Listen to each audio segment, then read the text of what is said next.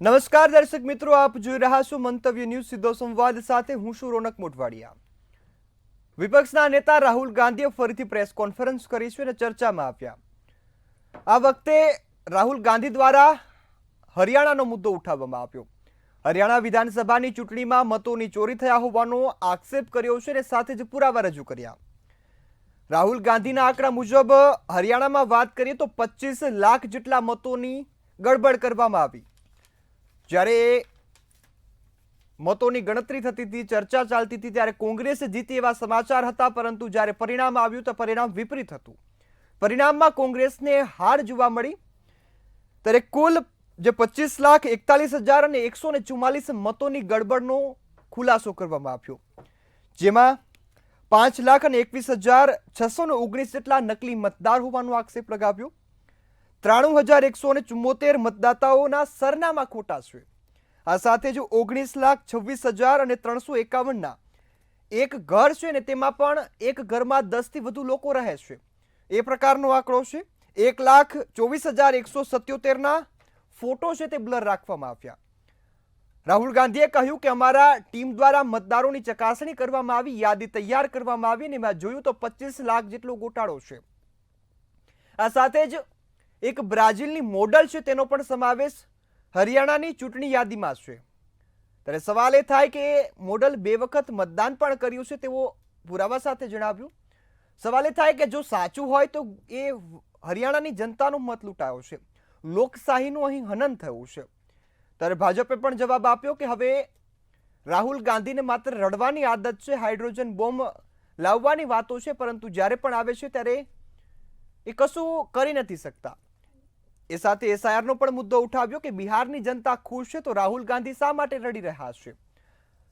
હજુ ચૂંટણી પંચ દ્વારા કોઈ સત્તાવાર નિવેદન જાહેર કરવામાં નથી આવ્યું, પરંતુ ટૂંક સમયમાં દર વખતની જેમ ચૂંટણી પંચ પણ પોતાનું નિવેદન જારી કરશે અને રાહુલ ગાંધીના આક્ષેપોને ખોટા ગણાવશે. પરંતુ સવાલ અહીં એ થાય કે જ્યારે ચૂંટણીની પ્રક્રિયા ચાલતી હોય ત્યારે એ જનતા મત આપીને વિપક્ષની પણ પસંદગી કરતી હોય છે. એ સત્તા પક્ષને ચૂંટણીમાં જીતાડે છે, પરંતુ જે પણ ઓછા મત સાથે વિપક્ષમાં જાય છે તે વિપક્ષની જવાબદારી છે વિરોધ કરવાની. ભાજપે તો અહીં એવો આક્ષેપ લગાવ્યો છે કે રાહુલ ગાંધીને માત્ર દેશ વિરોધી કામ કરવામાં જ રસ છે, દેશની ખામીઓ ગણાવવામાં જ રસ છે. અને સાથે સાથે એવો આક્ષેપ પણ રિજિજુ દ્વારા જણાવવામાં આવ્યો કે વિદેશથી જે પણ યાદીઓ રાહુલ ગાંધીને આપવામાં આવે છે, રાહુલ ગાંધી ભારતમાં આવીને રજૂ કરે છે. અમુક લોકો પ્રેઝન્ટેશન બનાવે અને રાહુલ ગાંધી તેને સામે ઊભીને વાંચી જાય છે. પરંતુ અહીં 5 જેટલા વ્યક્તિઓને સ્ટેજ પર રાહુલ ગાંધીએ બોલાવ્યા અને આ 5 જેટલા વ્યક્તિઓએ એવું જણાવ્યું કે અમે જીવીએ છીએ, અમારા મત સાચા છે, પરંતુ અમને મારી નાખવામાં આવ્યા. ત્યારે સવાલ એ પણ થાય કે વિપક્ષનો 3 વખતની જે પ્રેસ કોન્ફરન્સ છે તે કદાચ આ મુદ્દો સાચો પણ હોય. ચૂંટણી પંચ કેમ માત્ર આરોપોને નકારે છે, કાર્યવાહી કેમ નથી કરતું? સવાલ એ પણ ઊભો થાય. સવાલો અનેક છે, ત્યારે જવાબ મેળવવો છે ને સમગ્ર જે ચૂંટણી પ્રક્રિયા છે, રાહુલ ગાંધીની પ્રેસ કોન્ફરન્સ છે, મત ચોરીનો આક્ષેપ છે, આ તમામ મુદ્દાને સમજવા છે. તો આ મુદ્દા સાથે શરૂ કરીએ આજનો સીધો સંવાદ.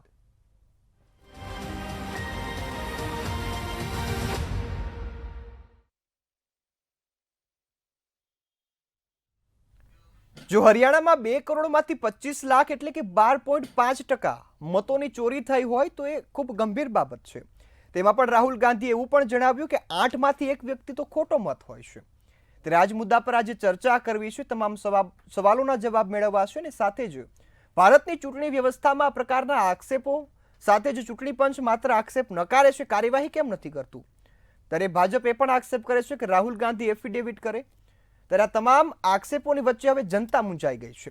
જનતા વિચારી રહી છે કે મારો મત ક્યાં જઈ રહ્યો છે, મારા મતની ચોરી તો નથી થતી, ક્યાંય મારું નામ કમી તો નથી થયું. આ વચ્ચે મહત્વના સમાચાર એ પણ છે કે એસઆઈઆરની ગુજરાતમાં પણ હવે શરૂઆત થઈ છે. આ મુદ્દા પર ચર્ચા કરવી છે અને આ મુદ્દા પર ચર્ચા કરવા માટે આપણી સાથે જોડાયા છે ભાજપમાંથી હેમાંગ પટેલ, કોંગ્રેસમાંથી નિશાંત રાવલ અને એક વિશ્લેષક તરીકે હિરેન ત્રિવેદી જોડાયા છે. આપ સૌ મહાનુભાવોનું મંતવ્ય ન્યૂઝ પર સ્વાગત છે. નિશાંતભાઈ, હું આપની પાસેથી શરૂઆત કરવા માંગીશ. રાહુલ ગાંધીના આક્ષેપ છે કે 2 કરોડમાંથી 25 લાખ એટલે કે 12.5% મતોની ચોરી. એક્ઝિટ પોલમાં કોંગ્રેસની જીત હતી, પરંતુ પરિણામ આવ્યા ત્યારે જીત બદલાઈ ગઈ. મુદ્દાને કઈ રીતે જોઈ રહ્યા છો અને કયા આક્ષેપ છે? નહીં રોનક, મારે ખૂબ જ સ્પષ્ટ વાત કરવી છે કે જ્યારે ત્રીજી વખત રાહુલ ગાંધીજીએ આ પ્રેસ કોન્ફરન્સ કરી અને એમાં પણ ખાસ કરીને જે રીતે આજે હરિયાણા વિધાનસભા આખી વિધાનસભા માટેનો જે હાઇડ્રોજન બોમ્બ ફોડ્યો, તો મને સૌથી પહેલા મારી માટે હસવા જેવી બાબત એ છે કે ભારતીય જનતા પાર્ટીના નેતાઓને મંત્રીઓને કેમ કરંટ લાગે છે, ભારતીય જનતા પાર્ટીની કેમ જમીન ખસી જાય છે જ્યારે લીડર ઓફ ઓપોઝિશન અને ભારત દેશના જનનાયક રાહુલ ગાંધીજી આવા હાઇડ્રોજન બોમ્બ ફોડે છે કે election commission of India vote ચોરીને બઢાવો આપી રહ્યું છે અને આ દેશમાં થતી કોઈ પણ વિધાનસભાની ચૂંટણી કે લોકસભાની ચૂંટણી હોય કે કોર્પોરેશન જિલ્લા પંચાયતની ચૂંટણી હોય એ સુરક્ષિત હવે નથી રહી, કારણ કે ડુપ્લિકેટ વોટર્સ, ફેક વોટર્સ, અજાણ્યા લોકો, વિદેશના લોકોના જે રીતે વોટર લિસ્ટમાં મતદાર યાદીમાં નામ આવી રહ્યા છે, આ આપણી લોકશાહી માટે ખૂબ જ ભયંકર બાબત કહેવાય. અને ખાસ કરીને આવનારી ઝેન ઝી જે વ્યક્તિઓ જે બાળકો અત્યારે 12 થી લઈને તમે સમજો કે 28 વર્ષની ઉંમરના છે, એમની માટે આ સૌથી મોટી ભયાનક બાબત છે. અને એટલા માટે રાહુલ ગાંધીજી અને અમારી કોંગ્રેસની ટીમ જે રીતે મહેનત કરીને મતદાર યાદીના પ્રૂફ સાથે જ્યારે અમે પ્રેસ કોન્ફરન્સ કરતા હોઈએ ત્યારે શરમજનક બાબત કે ભારતીય જનતા પાર્ટીના લોકોને આંચકો આવે છે, કરંટ લાગે છે. અને એ જ સાબિત કરે છે કે આ ભારતીય જનતા પાર્ટી અને ઇલેક્શન કમિશન ઓફ ઇન્ડિયાની વચ્ચે જે ઈલું ચાલી રહ્યું છે એનો પર્દાફાશ અમારે કરવો છે. આ વોટ ચોરોને અમારે એક્સપોઝ કરવા છે, આ વોટ ચોરોને અમારે બહાર લાવવા છે. અને આજે આખા ભારત દેશમાં જ્યારે બિહારની ચૂંટણી માથે હોય, આવતીકાલે બિહારમાં પહેલા ફેઝની ચૂંટણી છે, એવા સમયે જ્યારે ભારત દેશનો બાળક પણ વોટ ચોર ગાદી છોડનો નારો લગાવતો હોય ત્યારે સમજવા જેવી બાબત કે હરિયાણામાં જ્યારે 25 લાખ મતોની વોટ ચોરી થતી હોય, તમામ પ્રકારના મીડિયા હાઉસ જ્યારે એમના સર્વેમાં હરિયાણામાં પ્રચંડ બહુમતી સાથે સરકાર બતાવતી હતી કે કોંગ્રેસની આ વખતે ત્યાં સરકાર બનવાની છે, તેમ છતાં એવું શક્ય ના બન્યું. વિચારવા જેવી બાબત કે તમે જો કે હરિયાણામાં જે રીતે આ ઇલેક્શન કમિશન ઓફ ઇન્ડિયાના કારણે વોટ ચોરી થઈ, ભારતીય જનતા પાર્ટીને 48 સીટો મળી અને ભારતીય રાષ્ટ્રીય કોંગ્રેસને 37 સીટો મળી. 8 સીટો રોનક માત્ર એવી હતી કે જ્યાં 22,700 માર્જિનથી ભારતીય રાષ્ટ્રીય કોંગ્રેસ હારી. 8 સીટો, ખાલી 8 સીટો. અને આ 8 સીટોમાં 22,700 મત ઓછા મળ્યા અને એટલે અમે સરકાર ના બનાવી શક્યા. અને એની સામે 2 કરોડ મતદારોની વચ્ચે જ્યારે 25 લાખથી વધુ વોટ ચોરો, એમાં પણ 5,21,000 થી વધુ ડુપ્લિકેટ વોટર્સ આવતા હોય, તેમ છતાં પણ ભારતીય જનતા પાર્ટીના પૂર્વ મંત્રી રિજિજુ સાહેબ આઈને એવું કે છે કે રાહુલ ગાંધીજી પર વિદેશી તાકાતો હાવી થઈ ગઈ છે, વિદેશી તાકાતો રાહુલ ગાંધીજી પાસે બધા કાર્યક્રમ કરાવે છે. અરે ભાઈ, ઈડી તમારી પાસે, સીબીઆઈ તમારી પાસે, ઈસીઆઈ તમારી પાસે, દરેક રાજ્યોની પોલીસ તમારી પાસે, તો રાહુલ ગાંધીજીને એરેસ્ટ કરો ને, જેલના સળિયાની પાછળ નાખી દો રાહુલ ગાંધીજીને. તાકાતોનો ભાગ હોય તો. અને કઈ વિદેશોની તાકાતોની વાત કરો છો ભાઈ તમે? કયા વિદેશોની તાકાત? પેગાસસના સોફ્ટવેરના ઉપયોગો તો તમે કરેલા છે પત્રકારોના કોલ રેકોર્ડિંગ કરવા માટે, વિરોધ પક્ષના નેતાઓના કોલ રેકોર્ડિંગ કરવા માટે. અને તમે વિદેશી તાકાતોની વાત કરો છો, તમારી પાસે પ્રૂફ હોય તો રાહુલ ગાંધીજીને જેલના સળિયાની પાછળ નાખો અને પછી જો જન આંદોલનની શરૂઆત થાય છે. જી બિલકુલ. હેમાંગભાઈ, હું આપની પાસે આવવા માંગીશ. જ્યારે પણ મતદાન થતું હોય ત્યારે માત્ર સરકાર પસંદ નથી થતી, વિપક્ષ પણ પસંદ થાય છે ને એ લોકશાહીનો નિયમ છે, લોકશાહીની એક પાયો છે. લાંબા સમયથી વિપક્ષના આક્ષેપ છે, તો ચૂંટણી પંચ તપાસ કેમ નથી કરતું? માત્ર આક્ષેપો ફગાવવામાં આવે તો આક્ષેપ ફરીથી થતો હોય, પરંતુ તપાસ કરીને યોગ્ય નિરાકરણ કેમ નથી આવતું? રોનકભાઈ, નિશાંતભાઈ પણ રાહુલ ગાંધીની જ ભાષા બોલી રહ્યા છે. હવે એ તદ્દન જુઠ્ઠું બોલવું અને જુઠ્ઠું ફેંકવું, અને એમને જે સ્ક્રિપ્ટ આપેલી હોય એની બહારનું એ કશું બોલી શકતા નથી. પહેલી વસ્તુ કે એમને કઈ ફરિયાદમાં એફિડેવિટ કરી, શેમાં એમને લેખિત ફરિયાદ આપી, કોઈ પણ જગ્યાએ નહીં. એ ખાલી સભાના મંચ ઉપર કે એ જ રીતે ખાલી વાતો કરે છે. ઓફિશિયલ કોઈ પણ એક પણ ફરિયાદ કોંગ્રેસ દ્વારા આપવામાં આવી નથી. બીજા નંબરે કે એસઆઈઆરની પ્રક્રિયા સંપૂર્ણપણે ટ્રાન્સપરન્ટ છે.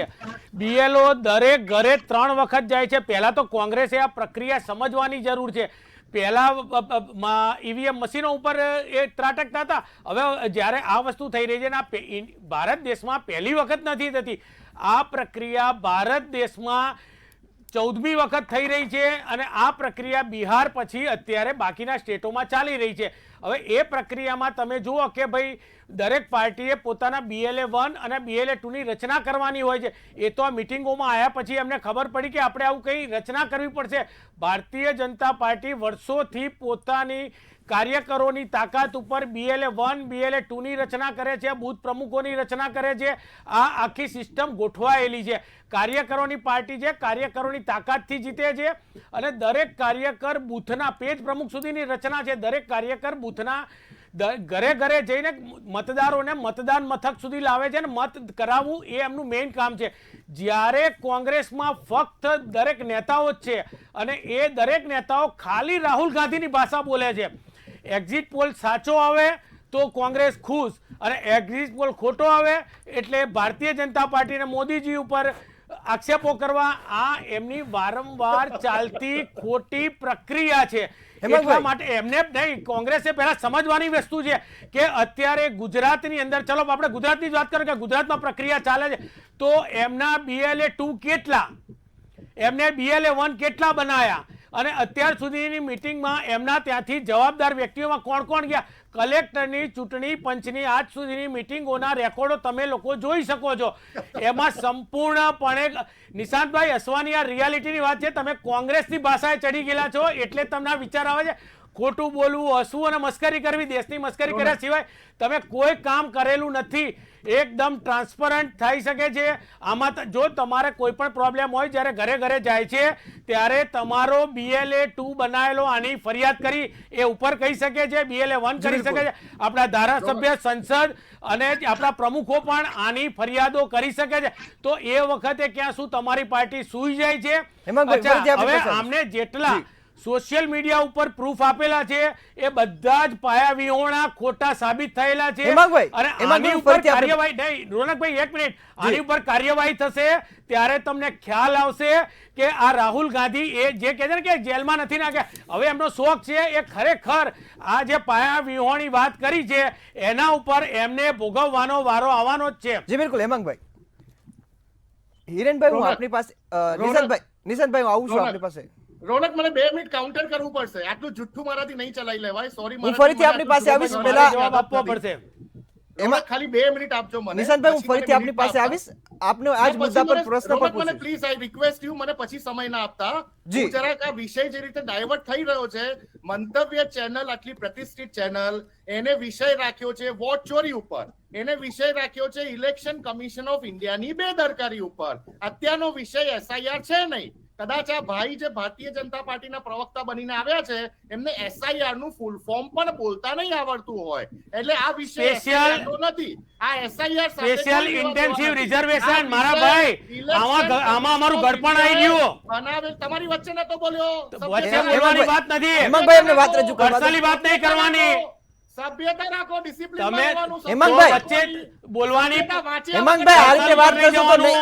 હેમાંગભાઈ, આ રીતે વાત કરશો સમયનો બગાડ થશે. સભ્યતા રાખવાની ભાઈ, સભ્યતા રાખવાની. વાંચ્યા વગર આયા હોઈએ તો. એટલે રોનક, મારે તમને એવું કેવું છે કે તમારો 30 મિનિટનો સમય જે આ ભાઈએ 5 મિનિટમાં વેડફી કાઢ્યો, SIR ને ઇલેક્શન કમિશન ઓફ ઇન્ડિયાની મતદાર યાદી સાથે કોઈ લેવા દેવા નથી. રાહુલ ગાંધીએ જે મતદાર યાદીના પ્રૂફ બતાવ્યા એ કોઈ ભારતીય જનતા પાર્ટીના કમલમમાંથી આવેલી મતદાર યાદી નથી, એ મંતવ્યના સ્ટુડિયોમાંથી આવેલી મતદાર યાદી નથી, એ રાજીવ ગાંધી ભવન કોંગ્રેસના કાર્યાલયમાંથી આવી મતદાર યાદી નથી, એ ECI આપેલી મતદાર યાદી છે. બીજું, આ ભાઈ બોલ્યા કે અમે ભાજપ ઉપર ને પ્રધાનમંત્રીજી ઉપર આક્ષેપ લગાવ્યો. રાહુલ ગાંધીજીની આખી 1 કલાકની પ્રેસ કોન્ફરન્સ અંગ્રેજી અને હિન્દી બંનેમાં ભાઈ સાંભળી લે. અમે ક્યાં ભાજપ અને પ્રધાનમંત્રી પર કોઈ આક્ષેપ લગાવ્યો તો રાહુલજી એક શબ્દ નથી બોલ્યા. અમે તો માત્ર ને માત્ર ઇલેક્શન કમિશન ઓફ ઇન્ડિયાની વાત કરીએ છીએ. અને તમે જે એફિડેવિટની વાત કરો છો, તમારા નેતા અનુરાગ ગોલીમારો ઠાકોર, અરે sorry slip of tongue, Anurag Thakur, એમણે પણ મહારાષ્ટ્રની એક વિધાનસભા માટે આ જ રીતની વોટ ચોરીની રાહુલજીની પહેલી પ્રેસ કોન્ફરન્સ પછી વાત કરી હતી. તો ઇલેક્શન કમિશન ઓફ ઇન્ડિયાના ડિરેક્ટર જ્ઞાનેશ કુમારજીએ એમની પાસે એફિડેવિટ માંગી. કેમ ના માંગી? કારણ કે ભાજપ અને ભાજપના નેતાઓ સાથે ઈલું છે. રાહુલ ગાંધી નેતા છે. સમયની મર્યાદા છે. હું આપની હવે હવે તમે નિશાંતભાઈનો જવાબ લઈ લો પહેલા.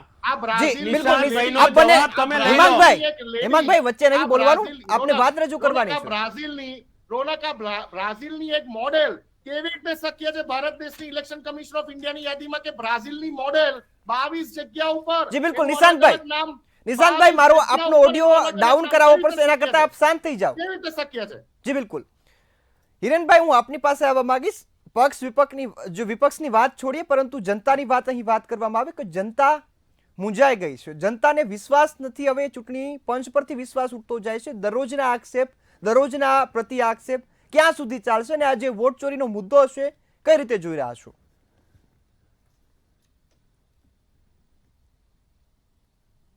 જી હિરેનભાઈ. હિરેનભાઈ, આપણે વાત વોટ ચોરીની આવતી હોય તે જનતા મૂંઝાય છે કે જનતાનો મત ક્યાં જઈ રહ્યો છે. જનતા હવે એ વિચાર કરે છે કે અમારે સમજવાનું શું ને ન શું સમજવું. આ વોટ ચોરીનો મુદ્દો એક રાજકીય વિશ્લેષક તરીકે આપ કઈ રીતે જોઈ રહ્યા છો? રોનકભાઈ, એક વાત કરું કે ચૂંટણી પંચ સામે જે રાહુલ ગાંધીએ ગંભીર આક્ષેપ કર્યા છે, ભૂતકાળમાં શેષાનના વખતમાં જે પ્રકારના આક્ષેપ થતા હતા ત્યારે તરત જ તાબડતોબ તેની તપાસ કરી હતી. તો અત્યારે જે હાલના ગણેશ કુમાર જે ચૂંટણી કમિશનર છે, એને રાહુલ ગાંધીએ જે પ્રકારના વોટ ચોરીના આક્ષેપ કર્યા છે કે 25 લાખ વોટના ગડબડ થઈ છે, 1,24,177 નવા નકલી મતદારો છે, આ બધા આક્ષેપ ખરેખર ગંભીર છે. અને જો ચૂંટણી પંચ સાવ તટસ્થતાથી વાત કરતું હોય અને તપાસ કરવાની વાત કરતું હોય, તાત્કાલિક તપાસ સમિતિ પણ બનાવવી પડે.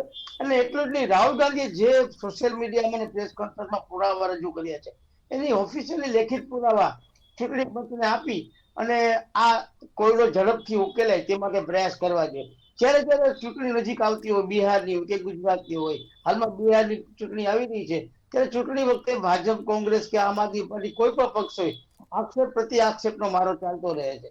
બંને પક્ષો પોતપોતાનું વજન રાખવા માટે આક્ષેપ કરે છે. પણ જે રીતે હરિયાણાની વાત કરી, 25 લાખ વોટની ચોરી થઈ છે, તો જે ગંભીર આક્ષેપ છે, તો ચૂંટણી પંચે પણ આમાં કોઈ પણ પક્ષની દરકાર કર્યા વિના, ભાજપ કે કોંગ્રેસ કે કોઈ પણ પક્ષની દરકાર કર્યા વિના તાત્કાલિક નિષ્પક્ષ તપાસ થાય એવું વાતાવરણ ઊભું કરે. અત્યારે લોકો શું સમજે કે આ સોશિયલ મીડિયામાં આવે સાચું છે, રાહુલ ગાંધી કે છે સાચું છે, ભાજપ કે સાચું છે. એકચ્યુઅલી ભૂતકાળમાં પણ ઈવીએમ માટે ગડબડના દાખલા ઘણા બધા આવ્યા હતા. ક્યારેક ઈવીએમમાં ગડબડી થાય છે, ક્યાંક ભાજપ જીતે ત્યારે કોંગ્રેસ આક્ષેપ કરતું હોય છે કે ભાજપ જીતી ગયું, ઈવીએમમાં મોટી ગડબડી છે. આવું આક્ષેપ થતું રહે છે. 14 રાજ્યમાં ભાજપની સરકાર છે અને લગભગ 3 રાજ્યમાં કોંગ્રેસ સરકાર છે. આપણે એમાં નથી પડવું, પણ જે રીતે બિહારની ચૂંટણીની જયારે ઘડી છે ત્યારે જ આ પ્રકારના ગંભીર આક્ષેપો થાય છે, એ ખરેખર દેશ માટે પણ નુકસાનકારક છે.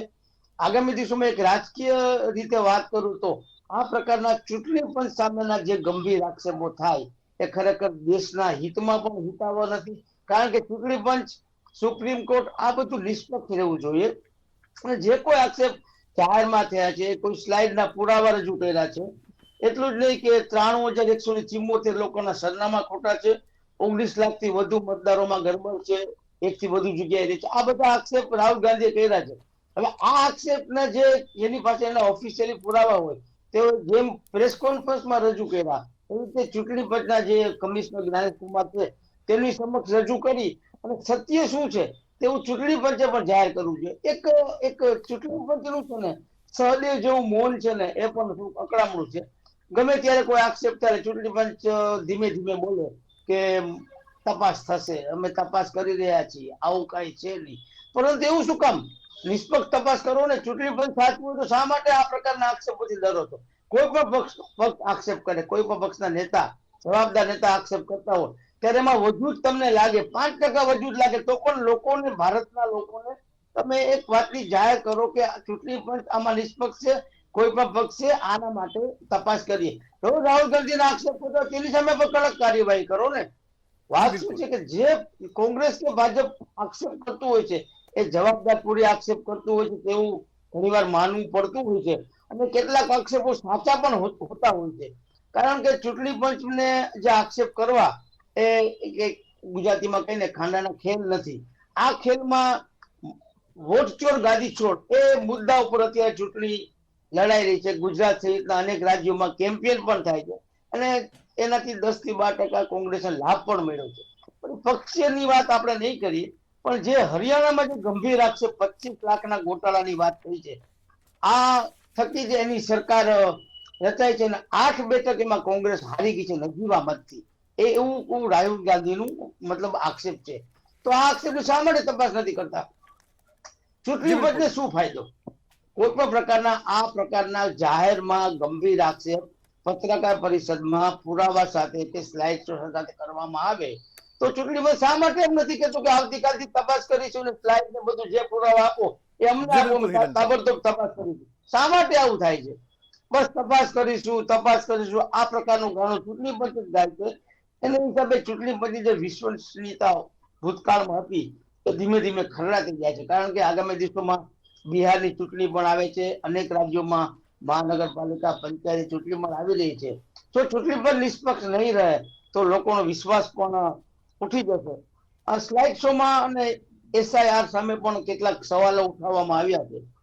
ખાસ કરીને ચીફ ઇલેક્શન કમિશનર ઉપર જ્ઞાનેશ કુમાર ઉપર જે ગંભીર આક્ષેપો કરવામાં આવ્યા છે તે ખરેખર કોઈ પણ કાળે યોગ્ય નથી. આ આક્ષેપો સાચા હોય તો એની તપાસ કરવી જોઈએ. શા માટે ચૂંટણી પંચ આવું ગભરાય છે કે તપાસ કરશું ને? હિરેનભાઈ, ફરીથી આપની પાસે આવું છું. જી હિરેનભાઈ. જી હેમંતભાઈ, હું આપની પાસે આવીશ. કોઈ પણ ગોળ વાત નહીં, મારે સીધો જવાબ જોઈએ. બ્રાઝિલની મોડલનો 2 વખત મતદાનનો પુરાવો રજૂ કર્યો, એ ખોટો છે? જે વ્યક્તિઓ સ્ટેજ પર આવ્યા, સ્ટેજ પરથી બોલ્યા, શું એ કહો છો કે કોંગ્રેસના માણસો છે, અથવા તો આ પુરાવા તમામ ખોટા છે? એ નિવેદન આપી દો. 100% આ પુરાવા તમામ ખોટા છે. સોશિયલ મીડિયા ઉપર એમની રીતે ચલાયેલી વસ્તુ છે. આની તપાસ ચાલુ છે અને આનો યોગ્ય નિકાલ આવશે. ચૂંટણી પંચ એક પોતાની નિષ્પક્ષ ચૂંટણી કરાવવાના પૂરા પ્રયત્ન કરે છે, પરંતુ હારની બીકે કોંગ્રેસ આ બધા જૂઠાણા ફેલાઈ રહી છે અને આ જૂઠાણા ફેલાવે છે. દરેક મતદાર આ વસ્તુ સરળતાથી સમજી શકે છે કે રાહુલ ગાંધીના સ્ટેટમેન્ટો સોશિયલ મીડિયા ઉપર આવે, ક્યાંય પણ આવે, એ દરેક વ્યક્તિ મજાકના રૂપમાં જ લેતા હોય છે. એને ક્યારે કોઈએ સિરિયસ લીધા નથી. એટલે આ બિલકુલ સનાતન સત્ય છે કે આ જે વાત છે એ તદ્દન ખોટી અને પાયાવિહોણી છે. જી બિલકુલ. હેમંતભાઈ, આ સાથે આજે જ્યારે મેં પ્રેસ કોન્ફરન્સ છે તે આખી સાંભળી, જ્યારે પણ આ મુદ્દા પર માહિતી મેળવતો હતો ત્યારે તમામ મુદ્દા જોઈ, પરંતુ રાહુલ ગાંધીએ ભાજપનું નામ ક્યાંયથી નથી લીધું. નથી ભાજપનું નામ લીધું, પરંતુ સૌથી પહેલા ભાજપે જવાબ આપ્યો. તો એ મુદ્દાને ગુજરાતની જનતા કઈ રીતે સમજશે? ચૂંટણી પંચ એટલે એક નિષ્પક્ષ, પણ આપણી ભાજપે જવાબ આપ્યો ને, એ દરેક નાગરિકે જવાબ આપવાની ફરજ છે. જ્યારે આપણા ચૂંટણી પંચ ઉપર કે આપણી સુપ્રીમ કોર્ટ ઉપર કે આપણી કોઈ પણ સંસ્થા ઉપર જ્યારે ખોટા આક્ષેપ થતા હોય તો એક ભારતીય તરીકે જવાબ આપવા એ દરેક નાગરિકની ફરજ બને છે. એટલે કોઈ જવાબદાર વ્યક્તિ જવાબ આપે એટલે ભાજપે આપ્યો કે કોંગ્રેસે આપ્યો કે કોઈ વિપક્ષે આપ્યો એ જરૂરી નથી. જવાબ આપવો જરૂરી છે. અને રાહુલ ગાંધીનું કામ જે આની પહેલા નિવેદનો આવેલા છે, એમને ફક્ત અને ફક્ત દેશમાં અશાંતિ ફેલાવવા, જે એમને નેપાળમાં જોયું છે, શ્રીલંકામાં જોયું છે, એ જ વસ્તુ અહીંયા કરવી છે. અને એ કરવા માટેના વિદેશી તાકાતોના પૂરેપૂરા સાથ સહકાર સાથે ચાલી રહ્યા છે. એટલા માટે એ આ બધા ખોટા ગતકડા કરે છે, પરંતુ એમને લેખિતમાં કરેલી ફરિયાદના દરેક જવાબો આવશે. અને આજે પ્રેસ કોન્ફરન્સ એટલા માટે કરી રહ્યા છે કે બિહારના ઇલેક્શનમાં તાત્કાલિક ફાયદો મળે. બિહારના ઇલેક્શનમાં રાહુલ ગાંધીનું અને કોંગ્રેસનું સંપૂર્ણપણે નાક કપાય એવી પરિસ્થિતિ છે. એના માટે આજની પ્રેસ કોન્ફરન્સ ખોટી રીતે કરવામાં આવી છે. અને જો એમની જીત થાય તો એ એક્ઝિટ પોલ સાચા, તો આ જે મતદારોની બૂમો પાડી છે એ ના પડે. જે સ્ટેટમાં એમનો વિજય થયો છે ત્યાં ઈવીએમ મશીન બી સાચા છે, ચૂંટણી પંચ બી સાચું છે. હવે નિશાંતભાઈએ કીધેલી વસ્તુનો જવાબ આપો કે મતદાર યાદી, ટૂંકમાં જ મતદાર યાદી સીધી નથી આવતી. મતદાર યાદી એક પ્રોસિજર થયા પછી બને છે. એમાં ગમે તે નામ ઘૂસી શકતા નથી. એની સંપૂર્ણપણે સરકારી BLO, ERO એ બધાની ચકાસણી બાદ થાય છે. એટલે ખોટા આક્ષેપો કરવા અને ખોટી રીતે જ્યારે પોતાની હાર હોય એટલે સીધી નહીં સ્વીકારી અને પોતાની હારને કબૂલ, લોકોની સામે નીચા નહીં પડવા માટે આ એમને પગલા ભરેલા છે. અને આ જે બધી પાયાવિહોણી વાતો છે, ટૂંક સમયમાં સત્યનું સત્ય બહાર આવશે. જી બિલકુલ. નિશાંતભાઈ, હું આપની પાસે પણ આવીશ. મુદ્દાઓ ભાજપે તો આક્ષેપ પાયાવિહોણા ગણાવ્યા, પરંતુ સવાલ એ પણ થાય કે જ્યારે પણ મતદાન થવાનું હતું એ પહેલા કોંગ્રેસના BLA ઓફિસર શું કરતા હતા, એમના ધ્યાને આ વાત ના આવી. સવાલ ગુજરાતની જનતાને એ પણ થાય કે હવે મતોની જે તમામ બાબતો છે તેમાં કોંગ્રેસનો આક્ષેપ, જ્યારે પક્ષનો તેના પર પ્રતિ આક્ષેપ એ ગુજરાતની જનતા કઈ રીતે સમજશે? રોનક, તમે એક પ્રતિષ્ઠિત ચેનલના એક મેચ્યોર પત્રકાર છો. ત્રિવેદી સાહેબ અહીંયા બેઠા છે, એક મેચ્યોર રાજકીય વિશ્લેષક છે. એમને ખૂબ જ બેલેન્સ વાત કરી. હું એમની વાત બહુ ધ્યાનથી સાંભળતો હતો. એમને ખૂબ જ બેલેન્સ વાત કરી. મારે તમારી જોડે ખાલી ચર્ચા એ કરવી છે કે આ જે બે બૂથ છે, આ બે બૂથમાં આ જે તમને માજી દેખાય છે, અલગ અલગ નામના, ક્યારેક એમની ઉંમર 105 વર્ષ છે, ક્યારેક 95 વર્ષ છે, 232 જગ્યાઓ પર એમનું વોટિંગ છે. માત્ર બે બૂથ. તમને ખબર છે કે એક બૂથ એટલે 800 થી 1000 મતો હોય છે, એટલે માત્ર 2000 મેક્સિમમ મતો કરી, એમાં 232 મતોની આ તમે જો ડુપ્લિકેશન, ને એ પણ અલગ અલગ વ્યક્તિના અલગ અલગ નામ, અલગ અલગ એપિક આઈડી, અલગ અલગ ઉંમર, સેમ ફોટો, આ જે બધા એવિડન્સ બતાવ્યા છે ને સાહેબ, આ બધા ઇલેક્શન કમિશનની મતદાર યાદીના છે. તમને ખબર છે ભારત દેશનો કાનૂન, તમે કોઈ પણ સરકારી ડોક્યુમેન્ટમાં ફ્રોજરી કરો તો નોન બેલેબલ એપ્લિકન્ટ થાય છે. ત્રિવેદી સાહેબ અહીંયા સારી રીતે જાણતા હશે. Rahul Gandhiji leader of opposition છે. Rahul Gandhiji equivalent to cabinet minister of India છે. રાહુલ ગાંધીજીને ભલીભીતી જ્ઞાન છે કે કયા ડોક્યુમેન્ટ પબ્લિકમાં બતાવવા ને કયા ના બતાવવા. આજે રાહુલ ગાંધીજીની પ્રેસ કોન્ફરન્સના સોશિયલ મીડિયાના વ્યૂઝ અને એની કમેન્ટ્સ માનનીય પ્રવક્તાજી ભારતીય જનતા પાર્ટીના એક વખત ઘરે જઈને 5 મિનિટનો સમય કાઢીને જોઈ લે તો એમને જ્ઞાન આવશે. બીજી વાત, હું તમને એક વાત કહું કે જો તમારો જે સવાલ હતો રોનક, કે જો આ મતદાર યાદીમાં કોઈ ખામી ના હોત તો કેમ 12 રાજ્યોમાં SIR આપવું પડ્યું ભાઈ? છેલ્લે 2002 થી લઈને 2004માં SIR થઈ હતી, 21 વર્ષ પહેલા.